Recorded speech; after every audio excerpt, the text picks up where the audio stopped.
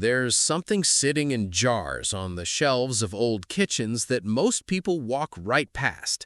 Not medicine, not supplements, not something ordered online or recommended by a clinic. Just food, preserved in brine, quietly doing what it has always done. For thousands of years, before refrigerators existed, before modern medicine had a name, people kept themselves alive through winters, through wars, through famine, partly because of this. Fermented and pickled foods were not a trend, they were a lifeline. And somewhere along the way, we forgot. We will look at 15 of these foods today. Some of them will surprise you.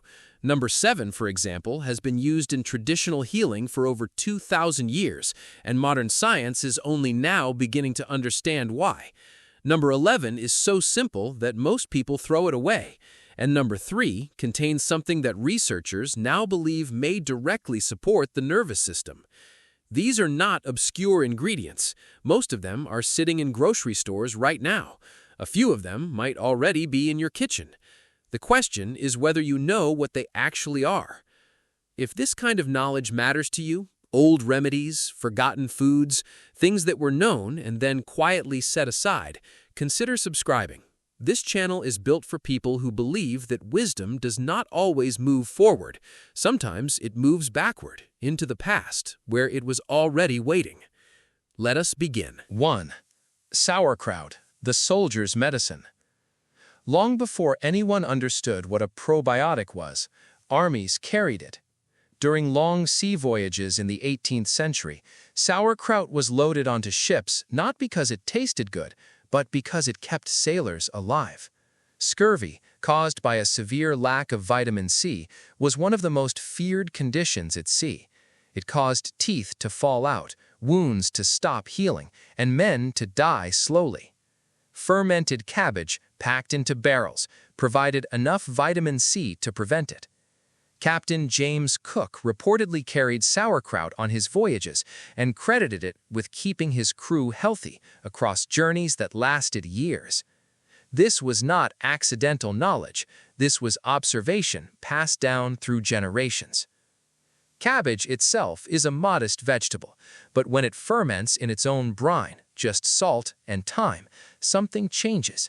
The natural bacteria on the cabbage leaves begin to multiply. Lactic acid builds, the environment becomes preserved, and in that preservation, something medicinal emerges. Modern research suggests that fermented cabbage contains live beneficial bacteria, primarily lactobacillus strains, which support gut health. The gut, we now understand, is deeply connected to immune function, mood, and inflammation. There is ongoing research into how gut bacteria influence conditions far beyond digestion, including anxiety, skin health, and metabolic balance. Sauerkraut also contains vitamin K2, which is less common in modern diets and plays a role in bone density and cardiovascular health. It is made from one of the oldest cultivated vegetables on Earth. It requires almost no equipment to produce at home, and it has been quietly sustaining people for millennia. Some things do not need improving. 2. Kimchi, fire and fermentation. Korea has one of the longest traditions of fermented food in the world. Kimchi, fermented cabbage and vegetables, seasoned with chili, garlic, ginger, and salt, has been a staple of the Korean diet for centuries. Historically, it was prepared in large quantities in autumn, packed into clay pots and buried in the ground to ferment slowly through winter. Every household had its own variation. Every family had its own recipe. It was both sustenance and identity. What makes kimchi particularly interesting is the combination of ingredients. Cabbage provides the base and the fiber. Garlic has long been used in traditional medicine across Asia and the Middle East for its antimicrobial properties. Ginger has been studied for its effects on nausea, circulation, and inflammation. Chili peppers contain capsaicin, which has been observed to support metabolism, and the fermentation process layers all of this with live bacterial cultures. Modern research suggests that kimchi may support immune function, digestive health, and even cardiovascular markers. Some studies have looked at its potential role in managing cholesterol and blood sugar, though research is still developing. In 2013, the tradition of kimchi making, called kimjong, was added to UNESCO's list of intangible cultural heritage, not as a food, as a cultural practice, as something worth preserving. There is a reason certain traditions survive. 3.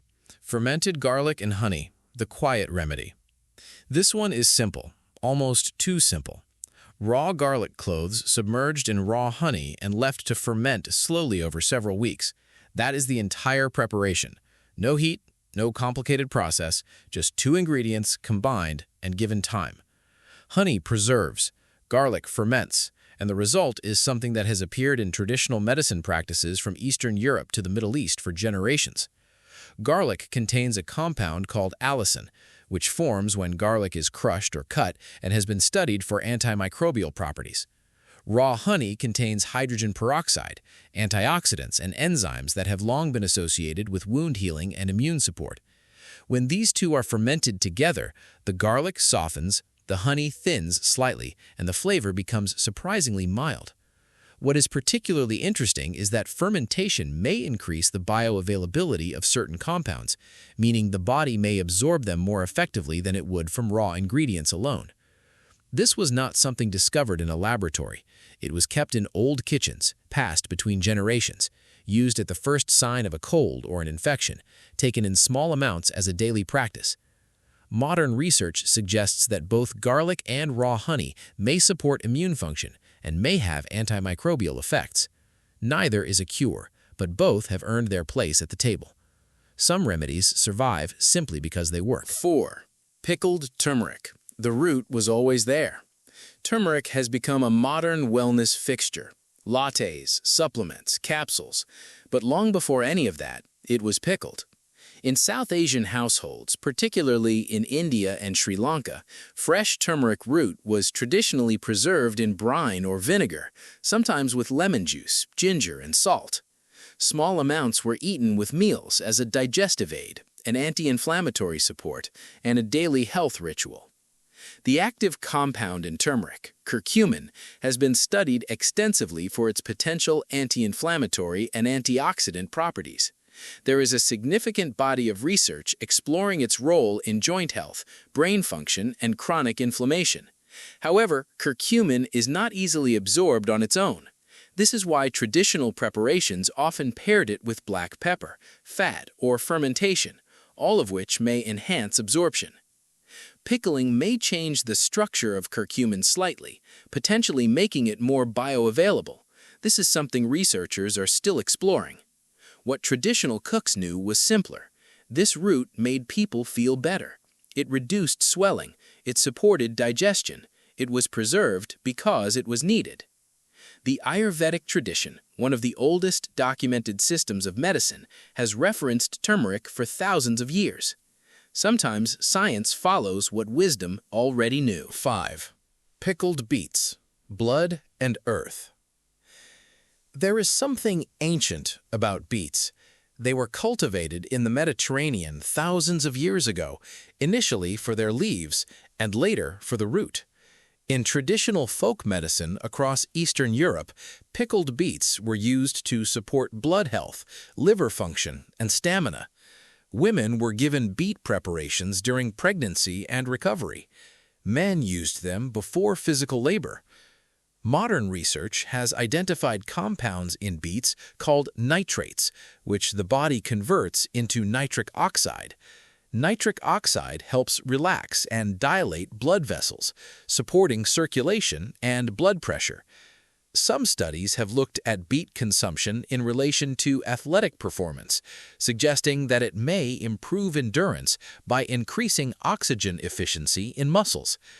Beets are also rich in betaine, a compound that may support liver function and reduce inflammation markers, and they contain folate, which plays a critical role in cell repair and is particularly important during pregnancy. When pickled, beets retain much of their nutritional profile. The fermentation process also adds the benefit of probiotic bacteria. In some traditional European households, pickled beet juice was consumed regularly, not as a remedy for any specific condition, but as a quiet, consistent practice of maintaining health. The color alone tells you something is happening. That deep, dark red does not come from nothing. 6. Fermented ginger, the root that traveled the world. Ginger is one of the most widely traveled plants in human history. It originated in Southeast Asia and moved across trade routes to India, the Middle East, East Africa, and eventually Europe. Every civilization that encountered it found a use for it, in cooking, in medicine, in ritual. In ancient Sanskrit texts, ginger was referred to as a universal medicine. Arab traders valued it as both a spice and a remedy. In medieval Europe, it was used to mask the taste of spoiled food and to aid digestion after heavy meals. When ginger is fermented, either in brine or in a natural ginger bug culture, its beneficial compounds become more concentrated and potentially more accessible to the body. Modern research has examined ginger's effects on nausea, inflammation, and digestive discomfort. Studies suggest that ginger may reduce nausea related to pregnancy, chemotherapy, and motion sickness. It may also reduce markers of inflammation, though the extent of this in human studies is still being explored. Fermented ginger has been traditionally used in Caribbean, West African, and Asian culinary traditions, often consumed before meals or during illness. What is notable is that this is not a newly discovered plant. Ginger has been observed, tested, and trusted by some of the most medically sophisticated ancient civilizations on Earth. That kind of track record means something. 7. Miso, 2,000 years of quiet wisdom. This is where things begin to change. Miso is a fermented paste made from soybeans, salt, and a mold culture called koji. It has been used in Japanese, Korean, and Chinese cooking for over 2,000 years. In Japan, it was historically considered a food of longevity. Buddhist monks ate it daily. Samurai carried it into war as a concentrated food source. Peasants and emperors alike began their mornings with miso soup. During the atomic bombing of Nagasaki in 1945, a Japanese physician named Tatsuichiro Akizuki worked in a hospital near the hypocenter. He and his staff fed patients and workers a daily diet that included miso soup and other traditional foods. Remarkably, none of his patients developed radiation sickness. Akizuki later wrote about his experience and suggested that the traditional diet may have played a role. This is not a medical claim. The number of variables involved makes it impossible to draw definitive conclusions. But it is a story that stayed, and it prompted researchers to look more closely at miso. Modern studies have looked at compounds in miso, including dipicolinic acid and various antioxidants, for their potential properties. Research has also explored the link between traditional Japanese diets, miso consumption, and lower rates of certain cancers, though dietary studies are complex and influenced by many factors. What is consistent is this: a fermented food used faithfully for over 2,000 years, eaten daily by a culture known for extraordinary longevity. Some things survive because they deserve to. 8. Pickled jalapenos. Heat that heals. Most people think of pickled jalapenos as a condiment, a topping, something to add to a taco.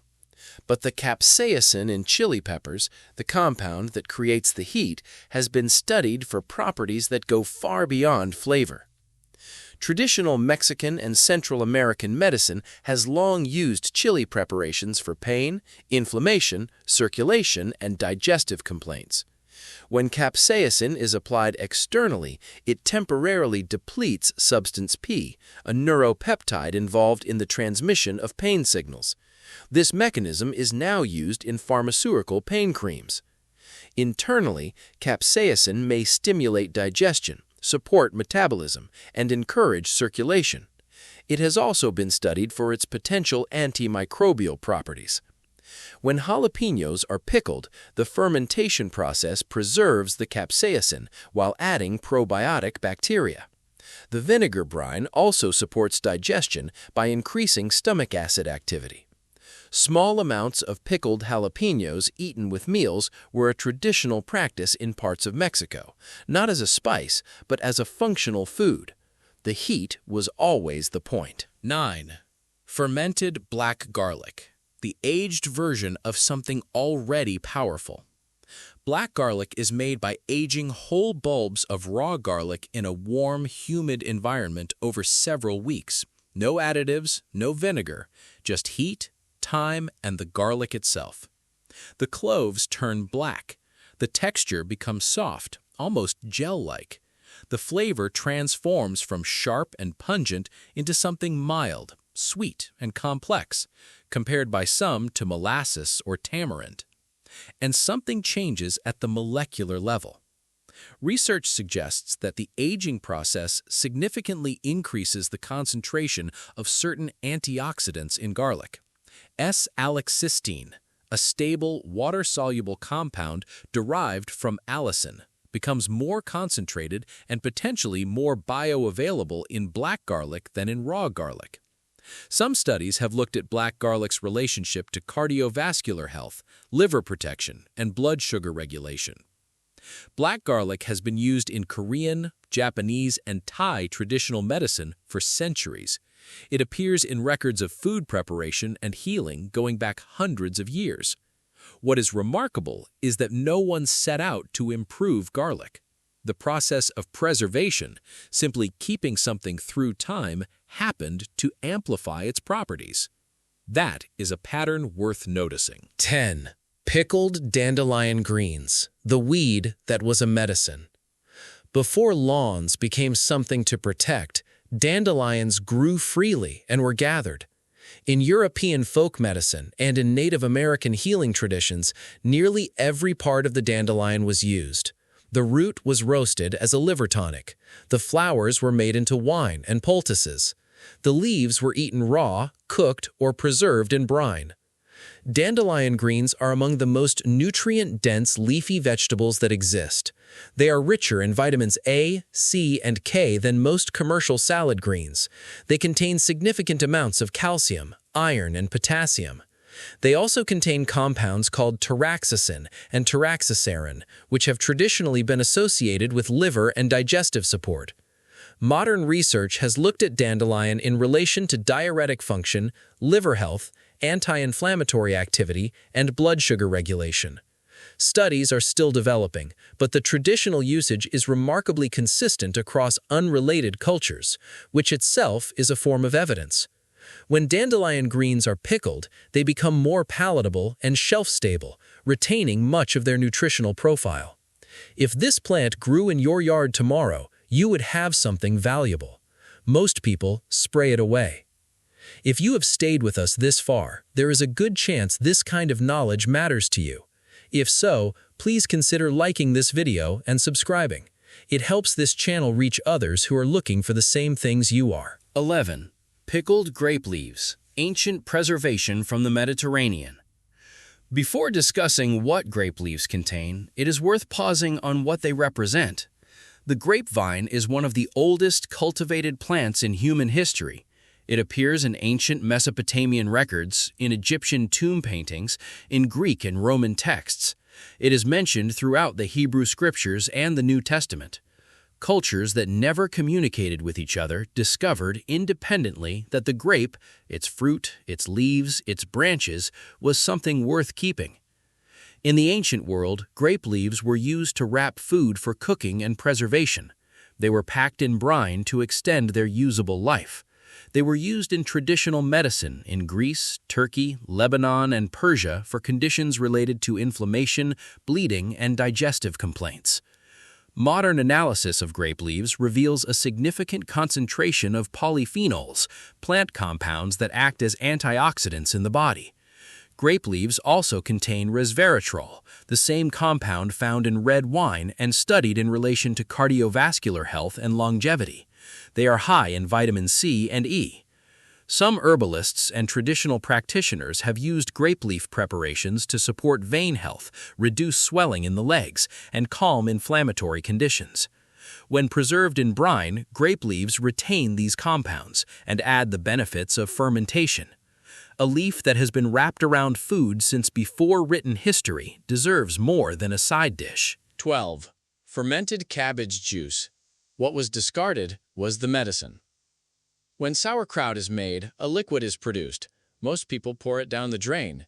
This liquid, the brine from fermented cabbage, was historically consumed as a medicine in Eastern European and German folk traditions. It was given to people recovering from illness, to those with digestive complaints, to women after childbirth, to anyone who needed their strength back.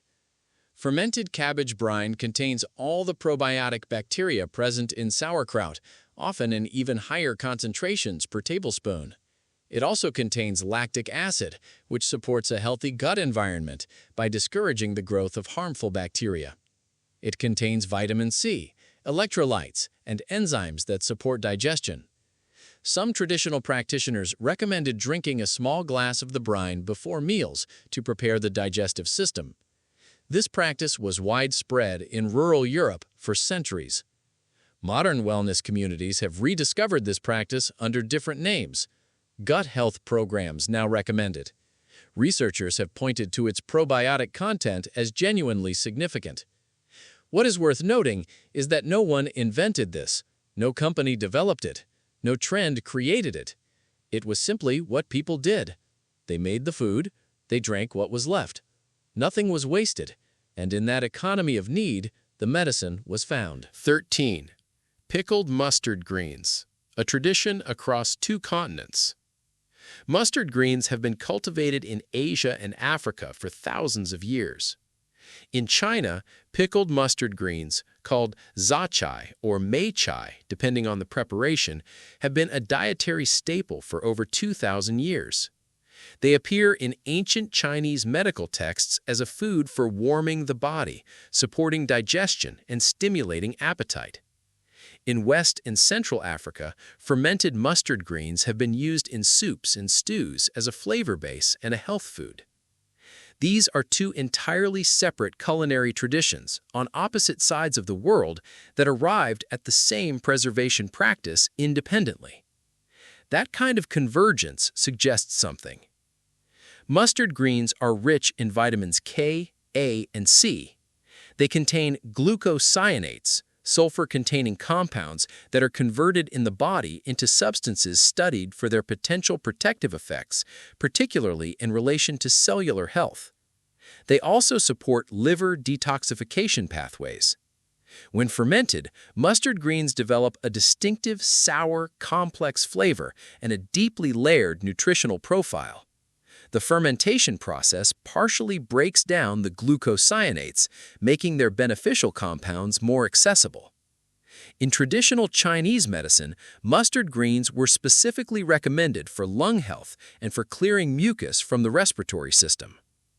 2 continents, 2 traditions, 1 plant. Patterns like this are not accidents. 14. Pickled Jerusalem artichokes, the root that feeds what lives inside you. Jerusalem artichokes are not from Jerusalem. They are not artichokes. They are the tubers of a native North American sunflower species, and they were cultivated by indigenous communities of North America long before European contact. The name is likely a corruption of the Italian word for sunflower, girasole, that became Jerusalem over generations of mispronunciation. The artichoke part refers loosely to their flavor, which has a mild sweetness not entirely unlike artichoke hearts. What makes this root extraordinary is what it contains. Jerusalem artichokes are one of the richest sources of inulin in the plant world. Inulin is a type of prebiotic fiber, meaning it is not digested by the human body directly, but instead passes to the colon where it feeds beneficial bacteria. It is food for the microbiome, not for the host. Modern research on the human gut microbiome has identified prebiotics as foundational to gut health. A gut populated with the right bacteria, fed by the right fibers, may regulate immune function, improve metabolic health, reduce inflammatory markers, and even influence mood through the gut-brain axis. Jerusalem artichokes were pickled by both indigenous communities and later by European settlers who adopted the practice. The fermentation added probiotic bacteria on top of the prebiotic fiber, creating in a single jar both the bacteria and the food to sustain them. Native knowledge understood this relationship between root and gut long before science gave it a name. Sometimes the name arrives centuries late. 15. Fermented olives, a fruit that carries civilization. Let this one settle. The olive tree is among the oldest cultivated trees on Earth. Archaeological evidence places olive cultivation in the Mediterranean region as far back as 6,000 years ago. The tree appears in ancient Egyptian records. It is central to Greek mythology. The olive was said to be a gift from Athena herself, given to Athens in exchange for the city's devotion. In the Hebrew scriptures, the dove that returned to Noah after the flood carried an olive branch, a symbol of peace and of life restored. The olive tree can live for over 1,000 years. Some trees in the Mediterranean are believed to be several centuries old and still producing fruit. There is something quietly profound about eating fruit from a tree that has existed longer than most nations. Raw olives, however, are not edible. They are intensely bitter, containing a compound called oleoropane that must be removed before the fruit can be consumed. Every civilization that encountered the olive had to develop a method of preparation: salt curing, water curing, lye treatment, or brine fermentation. The oldest and most natural method is lacto-fermentation. Olives, submerged in brine, left to ferment slowly over weeks or months, develop a complex flavor and a remarkable nutritional profile. Fermented olives contain oleoropane in reduced but still present quantities. Research has studied oleoropane for its antioxidant, antimicrobial, and anti-inflammatory properties. Fermented olives also contain polyphenols, plant compounds associated with heart health and longevity, as well as healthy monounsaturated fats, vitamin E, and iron. In Mediterranean traditional medicine, olive preparations were used for wounds, for heart complaints, for fever, and for maintaining strength in old age. The oil was used externally and internally. The leaves were made into teas. The brine was used as a gargle for throat infections. The people who developed these practices did not have laboratories. They had observation, time, and necessity. What they found was that one tree, given patience and preparation, could sustain a civilization.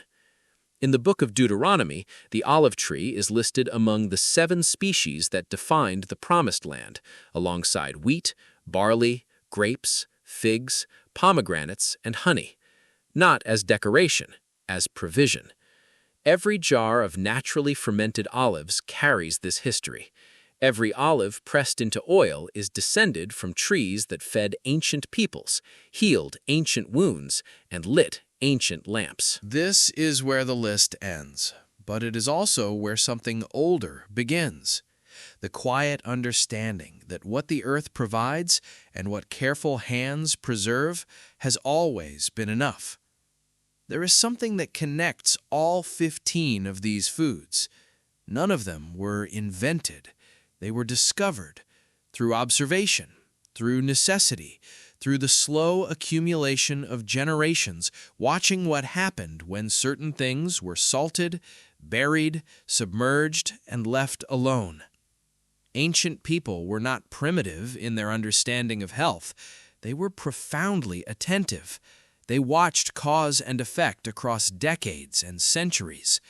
They noticed that the people who ate certain things stayed healthier, that the communities who preserved certain foods survived winters better, that certain jars opened months later still carried something alive.